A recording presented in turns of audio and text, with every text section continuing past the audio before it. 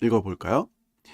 엘리스터 맥그라스의 기독교 변증 강의 시리즈 7번째. 기독교 변증론에서 허구, 픽션의 활용에 대한 요약. 이 강의는 허구적 이야기, 픽셔널 스토리가 기독교 복음의 진리를 전달하는데 어떻게 사용될 수 있는지 탐구합니다. 비록 이야기들이 허구적일지라도 그 속에 담긴 의미는 사람들에게 깊은 영향을 미칠 수 있습니다. 이 전제를 아주 뿌리 깊게 믿고 있는 거죠. 의미를 만들어내는 이야기 자체가 허구일지라도 그 의미가 진짜 팩트적인 이야기, 진짜 궁극적인 사실의 이야기의 의미를 드러낼 수 있다. 이런 뜻인 거죠. 핵심 내용 요약. 1. 왜 이야기를 사용하는가? 이야기는 인간의 상상력을 자극하고 진리와 삶의 의미를 탐구할 수 있도록 돕습니다. 그렇죠? 그러니까 인간의 상상력이라는 그 힘이 인간이 갖고 있는 가장 원초적이고도 인간 영혼에 들어있는 아주 가장 원형적인 하나님을 닮아 있는 그런 창조력의 부분이다라고 생각을 하고 있는 거죠. 저는 여기에 깊이 동의를 하고요. 이야기의 형식은 복잡한 신학적 개념을 쉽게 이해하고 공감할 수 있도록 만듭니다.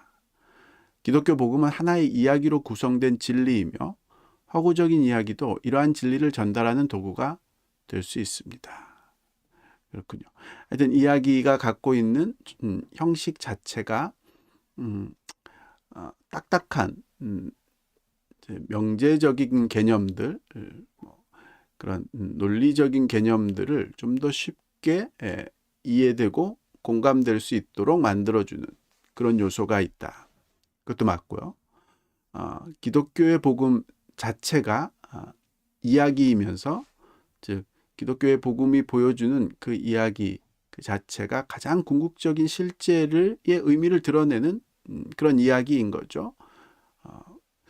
인간이 만들어내는 허구적인 이야기, 허구로서의 이야기도 실제 일어났던 일이 아닐지라도 실제 일어나고 있는 이야기의 의미와 같은 그것을 그 의미적으로 공통된 이야기를 만들어냄으로써 우리가 처해 있는 실제 이 사건들의 의미들을 발견해낼 수 있다. 즉 인간의 존재의 의미, 인간의 삶의 의미를 허구의 이야기의 의미를 통해서 깨닫게 될 수 있다. 이런 뜻인 거죠. 이 허구적 이야기가 진리를 전달하는 이유. 로안 윌리엄스는 C.S. 루이스의 나니아 연대기가 기독교 신앙의 감정을 불러일으키는데 효과적이라고 강조했습니다. 인간 내면의 감정을 불러일으키기 때문에, 감정을 자극하기 때문에 그렇다라고 이제 로안 윌리엄스라는 이제 굉장히 유명한 영국의 사제이면서 또 신학자인 굉장히 유명한 사람이죠. 영국 사람들이라 이제 영국 사람들의 예들을 이제 들고 있네요. 루이스는 인간성과 기독교적 세계관을 투명하게 드러내며 이를 통해 독자들이 자신과 세상을 새로운 시각으로 볼 수 있도록 합니다. 루이스 역시 이제 이런 이야기로 실제 이야기, 이 우주의 궁극적 존재의 의미를 드러내는 그런데 이제 굉장히 탁월한 모습을 보인 사람이다. 이런 뜻인 거고요.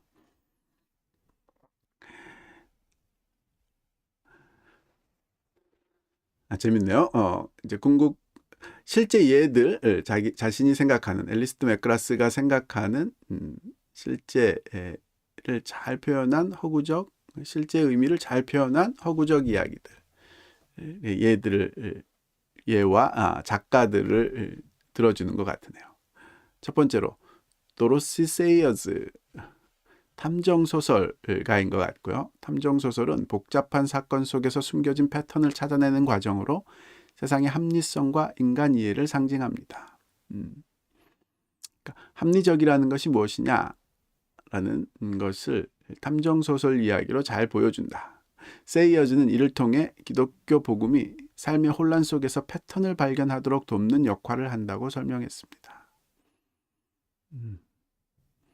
그래서 뭔가 의미를 발견한다는 것은 실제 속에서 어떤 패턴을 발견하는 것, 그것이 의미를 발견하는 요소와 닮아 있다. 이 부분 굉장히 중요하다고 저는 생각하는데 한 줄에 설명하기는 굉장히 어려운 부분인 거죠. 뭔가 의미를 발견한다는 것은 궁극적인 패턴을 발견하게 되는 것, 이해하게 되는 것, 그런 요소인 거죠. 마치 이제 출애굽 사건의 의미와 예수님의 십자가 사건의 의미가 어떤 식의 패턴으로 연결이 되는지를 보는 것이 그 의미의 공통성을 보는 것과 마찬가지 그런 요소가 있죠. 그렇게 한 줄로 설명하기는 어렵지만 굉장히 중요한 그런 개념이라고 저도 보여지고요. 2번, C.S. 루이스의 나니아 연대기. 루이스의 나니아 연대기는 독자들이 기독교의 거대한 이야기 속으로 들어가게 합니다. 예를 들어 사자, 마녀, 그리고 5장은 구속자 아슬란의 등장을 다루며 거기에 나오는 주인공 사자가 예수님의 모습을 너무라고 표현할 정도로 직접적으로 이제 의미하죠. 그리고 그 아슬란이 이 주인공들 아이들을 어떻게 구원해내고 또 어떻게 이끌어가고 어떻게 더 높은 차원의 존재로 변화시켜 가는지를 아이들 이야기를 통해서 아주 잘 보여주죠. 복음의 핵심 메시지를 전달합니다. 나니아의 이야기는 독자들에게 진정한 큰 이야기를 발견하고 그 안에서 자신의 위치를 찾도록 돕습니다. 아이들이 발견한 상상의 나라 나니아 이야기를 통해서 우리가 처해 있는 지금 현재의 이 모습이 어떤 나라에 우리가 놓여지게 되어 있는지를 아주 잘 보여주는 그런 요소가 있다. 패턴적으로요. J.R.R. 토킨, 반지의 제왕. 토킨은 인간이 하위 창조, 서브크리에이션의 능력을 통해 우리가 인간이 뭔가를 창조한다는 것, 이야기를 만든다는 것이 크리에이터이신 창조력 그 자체이신 하나님의 형상과 같은 서브크리에이션 요소인 거죠. 그런 서브크리에이션의 능력을 통해 하나님의 형상을 반영한다고 주장했습니다. 그의 작품은 악과 인간 욕망의 위험성을 탐구하며 구속과 희망의 이야기를 담고 있습니다. 그렇죠? 말하자면 절대반지의 유혹을 벗어나서 그 절대반지를 없애려는 그것이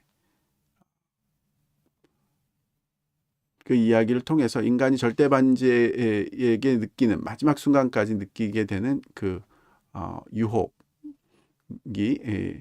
얼마나 큰지, 그러니까 악과 욕망의 위험성들을 잘 보여주고 또 그러구나 그 절대 반지를 하자면은 파괴했을 때 얻게 되는 구속과 희망의 의미 이런 것들을 이제 잘 표현하고 있죠. 반지의 제왕은 기독교적 메시지를 담은 거대한 이야기 구조로 인간의 불완전성과 구속의 필요성을 보여줍니다. 메릴린 로빈슨, 길리아드. 메릴린 로빈슨이라는 사람은 잘 모르겠고요. 들어본 적이 없는데 영국 사람일지 궁금하네요. 로빈슨의 소설은 인간의 연약함과 죄성 그리고 하나님의 사랑을 다룹니다. 그녀의 이야기는 신학적 개념을 인간적인 스토리로 풀어내어 독자들에게 친근하게 전달합니다. 길리아드라는 소설일 것 같네요. 네. 이야기의 변증적 활용 1. 독자와 공감 형성. 이야기가 어떤 철학적 논증보다 더 좋은 면은 공감이 쉽게 형성되기 때문이다. 그렇죠? 이야기 형식은 독자들이 자신의 경험과 연결하여 복음을 이해할 수 있도록 돕습니다. 2. 복음의 진리 전달. 즉 이야기는 허구여서 진리가 전달 안 된다 라고 생각하는 것은 이제 어리석은 모습이다. 허구적인 이야기지만 그 이야기가 갖고 있는 의미가 실제의 의미와 맞닿아 있을 때는 진리가 전달이 될 수 있다. 이게 이제 핵심적인 주장인 거죠. 저는 거기에 동의를 하고요. 예를 들어 루이스의 다이빙 이야기 강연 중 언급되는 성육신의 의미를 비유적으로 설명합니다. 하여튼 C.S. 루이스가 제가 보기엔 이게 이제 기적이라는 책에도 나오는 것 같은데 다이버가 강의 가장 밑바닥까지 내려가서 가장 중요한 물건들을 갖고 올라오는 그런 장면을 잘 묘사한 그런 이야기가 있었는데 그 이야기일지 모르겠네요. 하여튼 성육신의 의미를 그런 묘사적으로 어떤 다이버 이야기로 쓴 부분이 이제 C.S. 루이스의 책 기적에 나오는 거가 기억이 나네요. 하여튼 그런 이야기의 의미를 통해서 성경의 의미, 복음의 의미, 실제 사건의 진정한 의미를 드러낼 수 있다. 3. 현대 문화와의 연결. 톨킨의 이야기처럼 현대의 허구적 이야기를 통해 복음적 주제를 전달할 수 있습니다. 같은 이야기 반복인 거죠. 현대에 있어서도 즉 현대인들의 대표적인 뭐라고 할까요? 현대인들이 갖고 있는 대표적인 현대인들의 저주라고 해야 될까요? 사실과 의미가 완전히 분리되어 있는 과학을 통해서 사실을 발견하지만 아무런 의미를 발견할 수 없고 이야기들을 통해서 의미를 보지만 그것이 사실이라고 생각할 수 없는 그렇게 완전히 나누어진 일종의 이제 정신분열증처럼 그렇게 나누어져 있는 현대 인간들이 이야기를 통해서 실제의 의미를 발견할 수 있는 그런 요소가 있다. 일종의 현대인들의 정신적인 테라피도 될 수 있는 그런 요소가 있다고도 보여지네요. 개인적 적용. 각 개인의 신앙 여정을 이야기로 풀어내어 변증의 도구로 사용할 수 있습니다. 말하자면 이게 간증인 거고요. 결론. 허구적 이야기는 단순한 오락을 넘어 인간의 가장 깊은 갈망과 진리 탐구를 자극합니다. 기독교 변증론에서 상상력과 공감을 활용하여 복음을 전달하는 강력한 도구로 사용될 수 있습니다. 다음 강의에서는 과학 중심의 문화와 기독교 변증론의 만남을 다룰 예정입니다. 그렇군요. 그런 의미에서 이제 이번 강의에서는 이야기가 갖고 있는 좋은 점들을 이야기했다면 다음 강의에서는 이제 과학이 갖고 있는 한계점, 나쁜 점들을 이야기하려고 하는 거겠죠. 기대가 되네요.